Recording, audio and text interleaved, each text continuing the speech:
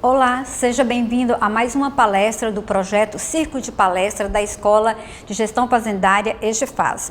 Te convido a refletir sobre cidadania e os desafios na sociedade em tempo de crise. Nas últimas semanas, o mundo tem assistido atônito o avanço da crise causada pelo novo coronavírus, que transforma a realidade de todas as nações. No Brasil, o primeiro caso da doença foi identificado em 26 de fevereiro e, desde então, governo e sociedade têm se mobilizado para conter a disseminação da doença. Diante desse contexto, o exercício da cidadania tem um papel fundamental para contribuir com o papel social do Estado, diminuindo assim os impactos da crise. Em tempos normais, o exercício da cidadania é um tema trabalhado no currículo das escolas de forma transversal e uma temática bastante discutida pelas instituições sociais como igrejas, associações, comunidades, ONG, como forma de sensibilizar os cidadãos dos seus direitos e deveres. Em tempos atípicos, como os atuais, a lição de cidadania é um tema mais explorado e vivenciado por toda a sociedade. A cidadania torna-se necessária para a sobrevivência de todos. Assim, cada um pode aprender e cada um pode ensinar. Vamos lembrar o que significa cidadania no sentido denotativo.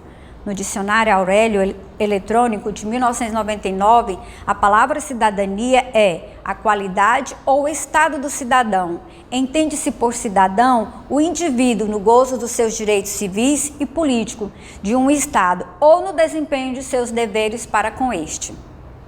No sentido etimológico da palavra, cidadania deriva da palavra civita, que vem do latim, significa cidade que tem o seu correlato grego na palavra politicus, aquele que habita na cidade. Dentro desta concepção surge a democracia grega. O sociólogo britânico Thomas Marshall desenvolveu a distinção entre as três dimensões da cidadania, as quais citaremos. Cidadania civil, onde os direitos de liberdade da pessoa tiveram um desenvolvimento significativo no século XVIII.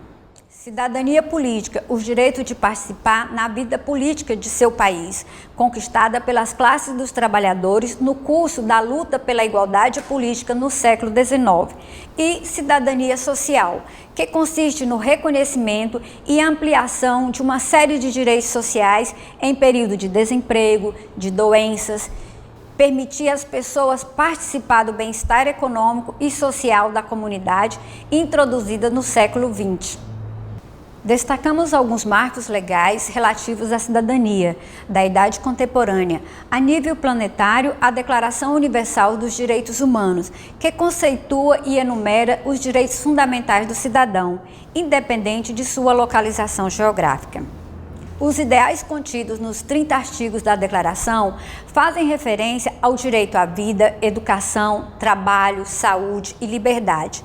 Enfatiza a dignidade inerente de cada ser humano em seu preâmbulo, reforça que os direitos humanos são a base da liberdade, da justiça e da paz no mundo.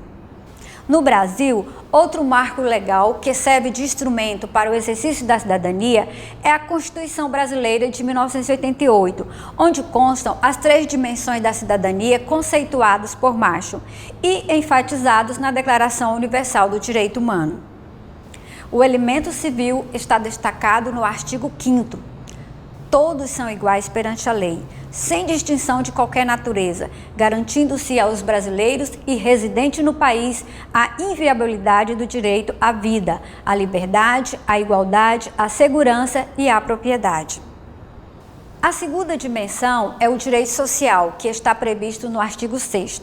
São direitos sociais a educação, a saúde, a alimentação, o trabalho, a moradia, o transporte, o lazer, a segurança, a previdência social, a proteção à maternidade e à infância, a assistência ao desamparado na forma desta Constituição. Por último, o direito político, identificado principalmente no artigo 14. A soberania popular será exercida pelo sufrágio universal e pelo voto direto e secreto, com valor igual para todos. Para que tenhamos uma visão completa da relação Estado e cidadão, é importante uma reflexão sobre a intervenção do Estado na vida econômica e social da sociedade em tempos normais e de crise. Primeiramente, a intervenção do Estado ocorreu na regulação jurídica das relações das condições de trabalho. Posteriormente, desdobrou-se nos sistemas políticos e de proteção social. Na história das sociedades globalizadas, registra-se que, em momentos de crise e de guerra civil, o Estado aumenta a interferência na vida econômica e social. A exemplo, a crise de 1929, a qual expôs a fragilidade do mercado com graves prejuízos sociais que só foram dirimidos com forte intervenção estatal, atenuando o desemprego e a distribuição de rendas. Em face ao exposto, vos chamo a atenção. Qual é o papel do Estado em tempo de crise nos tempos atuais, tendo em vista a nova crise globalizada que vivemos? Uma crise excepcional, exige medidas rápidas para a diminuição dos seus impactos. Por isso, a importância de um Estado forte, não apenas para dar apoio às pessoas no âmbito individual, mas também às próprias empresas públicas e privadas, que estão sendo bastante impactadas pelas dificuldades econômicas vivenciadas pelos países. O que se observa é uma necessidade extrema de intervenção do Estado. Sua presença é fundamental para assegurar os direitos civis e sociais da sociedade neste período de crise. No entanto, nos ateremos aos exemplos adotados no Brasil e na França. Neste último país, foi editada uma lei específica para casos de epidemias, que permite a restrição da liberdade de ir e vir, de se reunir e ainda permite ao governo requisitar, confiscar bens e serviços necessários ao enfrentamento da crise. Ressalta-se que, para evitar o mau uso desse dispositivo, uma cláusula obriga a aprovação de sua manutenção pela Assembleia e por uma comissão científica. Enquanto que no Brasil, os estados e municípios assumiram o protagonismo nas medidas de prevenção, tendo por base as orientações instituídas pela Portaria 356 do Ministério da Saúde, as recomendações emitidas pela Organização Mundial da Saúde, além dos estudos científicos referentes ao novo coronavírus, pois foi necessário decretar medidas de restrição para evitar aglomerações e propagação do coronavírus. Durante o isolamento ou quarentena, medidas estas que consistem em limitações das atividades econômicas e sociais, foi necessário suspender atividades de comércio, eventos sociais e atividades culturais. Assim, o poder do Estado tem se sobressaído aos direitos dos cidadãos em prol do bem da coletividade, um mal necessário. O governo federal editou medidas econômicas como forma de dirimir os impactos econômicos e sociais que serão relacionados. O governo publicou uma medida provisória para liberar mais recursos para a saúde, setor que combate a disseminação do novo coronavírus e que dá suporte sanitário à sociedade. Ampliou o programa social Bolsa Família para assistir um maior número de cidadãos de baixa renda. Além disso, concedeu benefício emergencial no valor de R$ 600 aos trabalhadores informais, microempreendedores individuais, autônomos e desempregados, até 2 pessoas da mesma família. E para a mulher que seja a única responsável pelas despesas da casa, o valor pago mensalmente será de até R$ 1.200. Para diminuir os impactos econômicos, promoveu redução do IPI para automóveis e a cobrança do Imposto sobre Operações Financeiras, o IOF. Prorrogou o prazo de pagamento dos tributos federais, dos MEIs e das empresas do Simples. Também prorrogou o prazo para pagamento dos tributos federais PIS e CONFIS.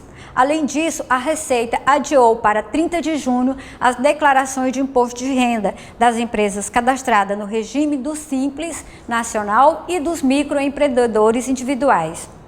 Outras medidas relacionadas aos direitos trabalhistas foram reguladas por meio da medida provisória 927.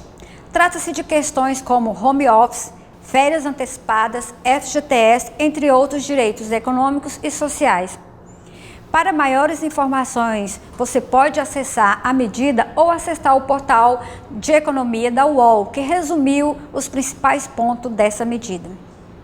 Mas nem tudo depende apenas do Estado. O conceito de colocar o bem comum em primeiro lugar e atuar sempre que possível para promovê-lo é dever de todo cidadão responsável.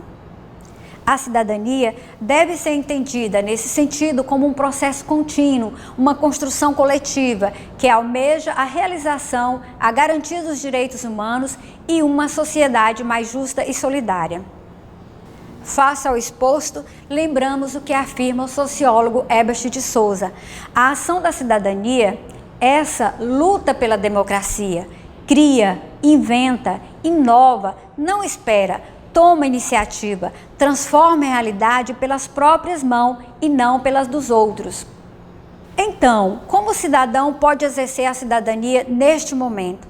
Além das formas tradicionais de participar na política partidária garantida por lei, é possível participar de um conjunto de espaços de participação social ou até mesmo criar novas formas e estratégias para influenciar as políticas e decisões públicas. Você pode utilizar os diversos canais de fiscalização das atividades dos agentes políticos, preservar o meio ambiente, defender os direitos do consumidor, dos trabalhadores, idosos, crianças, entre outros. Ficar de olho nos portais da transparência para acompanhar as licitações, os gastos e as receitas. Participar de observatórios sociais que acompanham as metas municipais determinadas pela prefeitura e monitoram as políticas públicas de sua cidade. Articular ou engajar-se em movimentos sociais dos quais se identifique e assim provocar melhoria na sociedade. Este é o momento de sair da zona de conforto e abrir a caixa da criatividade e usar a favor da cidadania, fomentando assim a aproximação entre sociedade e a gestão pública. Pense aí, como você pretende exercer a cidadania para além do voto? A mídia está recheada de exemplos e atitudes simples de como cuidar do outro, respeitando a individualidade individual por meio da solidariedade.